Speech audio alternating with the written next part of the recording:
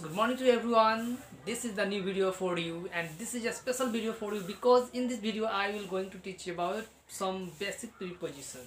This is related to your examination. So friend, I hope you will be enjoy this video और अंत तक देखें. So friend, let me start. अगर आप 12th class में हो, 10th क्लास में या फिर एसएससी की तैयारी कर रहे हैं तो दोस्तों आज मैं पूरा प्रीपोजिशन इस वीडियो में कंप्लीट कराने जा रहा हूं. अगर आप पूरा वीडियो देखते हैं तो आपका प्रीपोजिशन पर कमांड बहुत अच्छा से हो जाएगा. हम लोग तो दोस्तों सबसे पहला मैंने लिखा है अप, ओवर, थ्रू. तो कुछ इनका यूज हम लोग सीखेंगे कि अप मतलब ऊपर होता है, ओवर मतलब के ऊपर, थ्रू मतलब से होकर. तो दोस्तों मैंने फिगर के साथ बताया यहाँ पे कि सबसे पहले अप है ना. अप का यूज कहाँ करते हैं? अप का मतलब होता है के ऊपर. तो यहाँ पे suppose we walk up the hill, we walk up the hill, हमने हिल के ऊपर टहला, हिल के ऊपर टहला. ठीक है. तो जब भी ऊंचाई का बोध हो, कहाँ से? डाउन से, मतलब नीचे से जब हम ऊपर की ओर जाए, नीचे से ऊपर की ओर जाए, हिल यानी छोटा पहाड़ जो होता है खड़ा होता है, तो हम नीचे से ऊपर की तरफ जाते हैं तो अप का यूज करते हैं, उस पर चल के जाते हैं. ठीक है. और ठीक इसके विपरीत डाउन का प्रयोग हम लोग करते हैं. डाउन, अगर हम पहाड़ से उतर रहे हैं तो कहते हैं डाउन, डाउन द माउंटेन. जैसा कि एक एग्जांपल है, don't fall dash the stair. कहीं आपके एग्जाम में इस तरह का आ जाए, don't fall dash the stair, तो डाउन द स्टेयर मतलब सीढ़ी पर से मत गिरना, ना गिरना. ठीक है. यहाँ पे क्या हो जाएगा? डाउन. ओके दोस्तों, तो ऑलवेज रिमेम्बर जब ऊंचाई के लिए हो तो आपका यूज करेंगे जब चढ़ते हैं हम किसी पहाड़ पे, और डाउन मतलब नीचे के लिए. ठीक है. और नेक्स्ट है हमारा ओवर. कोई वस्तु है यहाँ पे रखा हुआ, सपोज दैट इसके ऊपर से कोई वस्तु अगर उड़ जाए, चाहे इसके ऊपर मंडरा रहा हो, चाहे इसके ऊपर से वस्तु कोई गुजर जाए बिना टच के, तो इस स्थिति में हम ओवर का यूज करते हैं. सपोज दैट एग्जांपल है, the plane flew over the mountain, यानी कि पहाड़ के ऊपर से प्लेन क्या है? उड़ गई या उड़ रही है. ठीक है. तो पहाड़ के ऊपर से विदाउट टचिंग एनी सरफेस, तो बिना किसी टच का जब हो तो ओवर का यूज करेंगे. Suppose that A bird is flying over the roof, यानी छत के ऊपर चिड़िया उड़ रही है. तो आपको ओवर का भी मिल सकता है देखने को. ठीक है. और इस बार एग्जाम में प्रीपोजिशन कुछ ज़्यादा ही आने वाले हैं तो मैं पूरा कराऊंगा कंप्लीट. नेक्स्ट है दोस्तों थ्रू.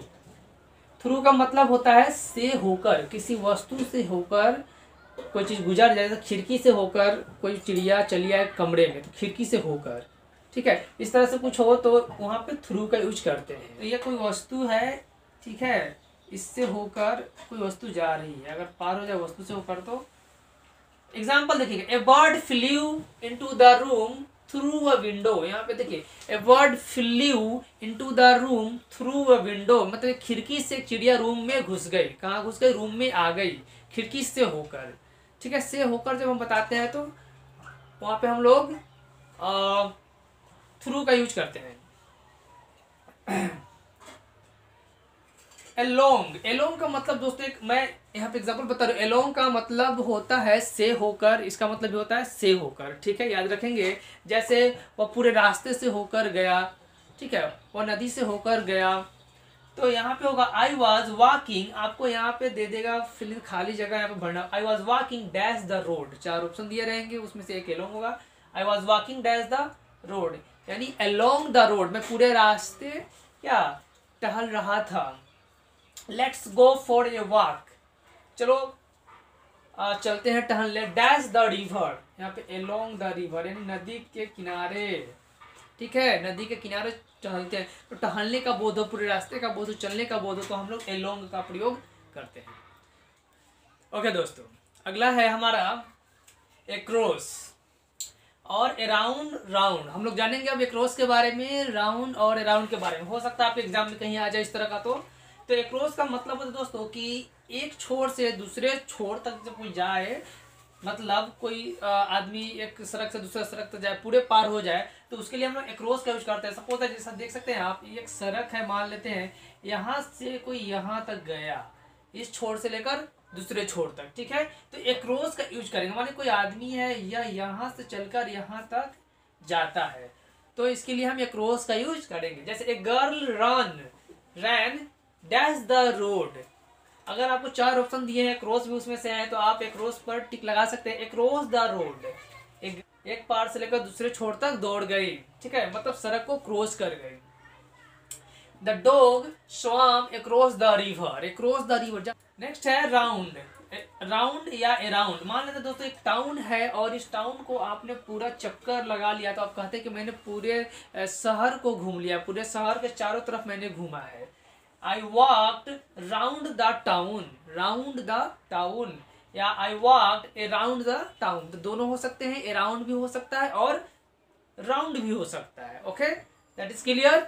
अगला है प्रीपोजिशन जो मैंने लिया है एट, ऑन, इन। दोस्तों एट का प्रयोग घड़ी के लिए यानी समय के लिए भी होता है, इनका प्रयोग मंथ के लिए भी होता है। तो मैंने सबसे पहले लिया है एट का प्रयोग घड़ी के लिए मतलब समय के लिए जब होता है, ऑन का प्रयोग डेज के लिए होता है, इनका प्रयोग मंथ के लिए। तो आइए हम कुछ उदाहरण के साथ हम लोग एग्जाम क्लियर करते हैं इस कंसेप्ट को। अगर दोस्तों कहीं भी आपको फिल इन द ब्लैंक्स यहाँ पे जैसे ऐसे दिया जाए 8 o'clock, I came in office dash 8 o'clock। अगर ऐसा रहे तो आप क्या भरेंगे? अगर निश्चित समय दिया हो, पॉइंट ऑफ टाइम अगर दिया हो दोस्तों, तो हमेशा पॉइंट ऑफ टाइम के लिए एट का प्रयोग करते हैं। तो याद रखेंगे at 8 o'clock, at midnight, at 2 PM, कुछ भी हो सकता है। ओके, जैसे I start work at 8 o'clock, मैंने 8 बजे काम शुरू किया।